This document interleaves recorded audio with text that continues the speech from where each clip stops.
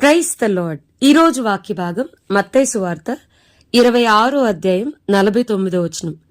వెంటనే యేసు వద్దకు వచ్చి, బోధకుడా, నీకు శుభమని చెప్పి ఆయనను ముద్దు పెట్టుకొనెను.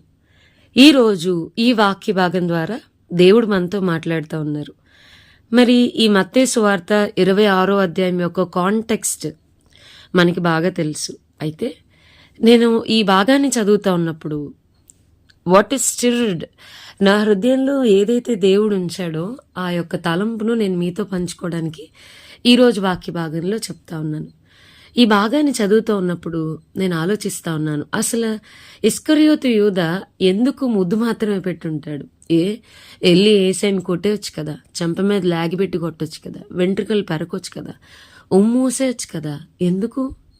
అతనికి తెలుసు అతను ఏసైని అమ్మివేస్తున్నాడు. 30 వెండి నాణాలకి ఏసైని అమ్ముతున్నాడు.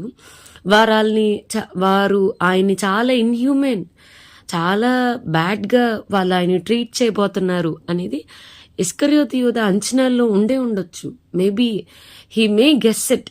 వాళ్ళు ఆయన్ని కొడతారు, వాళ్ళు ఆయన ఉమ్మూస్తారు, వాళ్ళు ఆయన్ని పిడుగుద్దులు గుద్దుతారు, చాలా ఇన్హ్యూమెన్గా ఆయన్ని ట్రీట్ చేస్తారు అనేది చాలా వాస్తవమైన సంఘటన. ఎందుకు వెళ్ళి ఆయన్ని ముద్దు పెట్టుకుని నేను అనుకుంటాను. ఈ భాగాన్ని చదువుతున్నప్పుడు నా హృదయం ముక్కలు అయిపోతా వచ్చింది. అరే బాబు, నువ్వు వెళ్ళి నువ్వే కొట్టొచ్చుగా, నువ్వే వెంట్రుకలు పెరికేయచ్చుగా, నువ్వే ఉమ్మూయొచ్చుగా, నువ్వే కొరడాతో కొట్టొచ్చు కదా. నేను ఆలోచిస్తున్నాను, ఆయన వీపు నాగలి చాళ్ళ వలె దున్నబడిన దానికంటే కూడా, ఆయన చర్మము, ఆయన మాంసపు ముద్దలుగా నేల మీద పడిన దానికంటే కూడా, ఆయన ముఖం మీద ఉమ్మేసిన దానికంటే కూడా, ఆయన వెంట్రుకలను ఫోర్స్గా పట్టుకుని ఆయన లాగిన దానికంటే కూడా, ఆయన తల మీద ముళ్ళ కిరీటం పెట్టిన దానికంటే కూడా, ఆయన అరచేతుల్లో మేకులు కొట్టిన దానికంటే కూడా, ఆయన అరికాలలో మేకులు కొట్టిన దానికంటే కూడా ఏసైకి ఎక్కువ బాధ అనిపించింది ఈ ఇస్కరియోతు యూదా వచ్చి ముద్దు పెట్టుకోవడమేనేమో అని నాకు అనిపించింది. వాళ్ళకంటే ఎక్కువ ప్రభుని గాయపరుస్తూ వచ్చాడు. ప్రభుతో పాటు 3.5 సంవత్సరాలు ఆయనతో పాటు ట్రావెల్ చేసిన వ్యక్తి అతను. ఆయనతో పాటు పండుకున్నాడు, ఆయనతో పాటు లేచాడు, ఆయనతో పాటు నడిచాడు. హీ మూవ్డ్ విత్ కంపాషన్ అని వాక్యం చెప్తుంది. ఏం చేశాడు? ఆయన అప్పగించడానికి ఆయనలో ఉన్న తప్పేంటి? ఎవరు రోగస్తులు వస్తే వాళ్ళందరినీ ఆయన ముట్టాడు.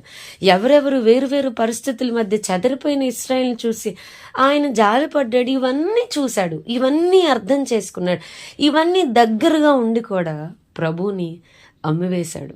ముద్దు పెట్టుకొని ప్రభువుని అమ్మేశాడు. ముద్దు పెట్టుకుని ప్రభువుని సెలువుకి అప్పగించేశాడు ఇస్కరియోతు యూదా. మనకి భాగాన్ని చదువుతున్నప్పుడు ఇస్కరియోతు యూదా మీద బాగా కోపం వచ్చింది కదండి. అరే నువ్వు అసలు మనిషివా ఏమన్నానా? Are you fool or what? ఇంత గొప్ప రక్షకుడు, ఇన్ని అద్భుతాలు చేసిన ఆయన ఎలాగయ్యా నీకు 30 వెండి నాణాల కొరకు అమ్మేయాలనిపించింది? అది ముద్దు పెట్టుకుని అప్పగిచ్చేస్తావా అని మనకి చాలా వి ఫీల్ లైక్ చాలా కోపం వచ్చేస్తుంది. కానీ వాక్యం వింటున్న ప్రియమైన వాళ్ళారా, ఆలోచించండి. మనం కూడా ఇస్కరియోతు యూదా లాగా లేమా? చాలాసార్లు ఏంటి, most of us are like that. ప్రభుతో ఎక్కువ చెప్తా ఉంటాం, ప్రభువా నేను నిన్ను ప్రేమిస్తున్నానయ్యా, నేను నిన్ను ప్రేమిస్తున్నానయ్యా. ఇవి కదా మనం ఆరాధనలో ప్రభువుని ఆరాధన చేసేది. సండే రావడమే ఎక్కడ లేని దొంగ ప్రేమ చూపెడతాం. ఎక్కడ లేని విధంగా ఆరాధనలో చేతులు పైకెత్తుతాం, మోకరిస్తాం. ప్రభువా lord, I love you lord అని ఎన్ని చెప్తాం. కానీ వారం అంతా మనకి నచ్చినట్టుగా మనం బ్రతకము. ప్రేమిస్తున్నామని చెప్తూనే ఇస్కరియోతు యూదా ప్రేమిస్తున్నాను, ప్రేమ అనురాగానికి సూచనగా ముద్దు పెడుతూనే ప్రభువును అమ్మేశాడు. ముద్దు పెడుతూనే సిలువుకు అప్పగించేశాడు. ముద్దు పెడుతూనే ఆ ఘోరమైన భయంకరమైన మరణానికి అప్పగించాడు. మనం కూడా నిన్ను ప్రేమిస్తున్నానయ్యా అని చెప్తూనే, అరే నిన్ను ప్రేమించి రక్షించుకున్న ఆ రక్షకుని యొక్క హృదయ ఆక్రందన మనం అర్థం చేసుకోగలుగుతున్నాము. ఆయన దగ్గర కూర్చుని, ప్రభువా నేనున్నానయ్యా, నీ హృదయ భారాన్ని పంచుకోవడానికి నేను ఇష్టపడుతున్నానయ్యా. దేని విషయమే నీ హృదయం ముక్కలైపోతుంది? దేని విషయం నీ హృదయం బద్దలవుతుంది? నాతో చెప్పు lord. Here I want to share your burden. నీ హృదయ భారాన్ని, నీ హృదయ ఆక్రందాన్ని పంచుకోవడానికి నేను ఇష్టపడుతున్నా అని వెళ్తాం ఆయన దగ్గరికి. లేదంటే మన అంశాలు, మనకి ఏది కావాలో అదే చెప్తాం. నాకు స్వస్థత కావాలి, నాకు అది కావాలి, నాకు ఇది కావాలి, నువ్వు అది చేయాలి, ఇది చేయాలి. ఇవేనా మన ప్రార్థన అంతా కూడా? చెప్పేసి మనకు కావాల్సినవి అన్ని డీమార్ట్ చెక్ లిస్ట్ లాగా మొత్తం లిస్ట్ రాసుకుని వెళ్ళినట్టుగా లిస్ట్ అంతా చెప్పేసి ఆమెన్ అంటున్నామా?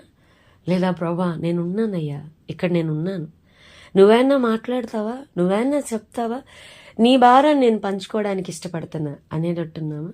ఆయన్ని ప్రేమిస్తున్నామని చెప్తూనే ఆయన హృదయ భారాన్ని పంచుకోలేని స్థితిలో ఉన్నామా? ఆయన ప్రేమిస్తున్నామని చెప్తూనే ఆయన గాయాలను రేపేస్తున్నామా? ప్రేమిస్తున్నాం అని చెప్తూనే బాహాటంగా ఆయన సిలువేసేస్తున్నామా?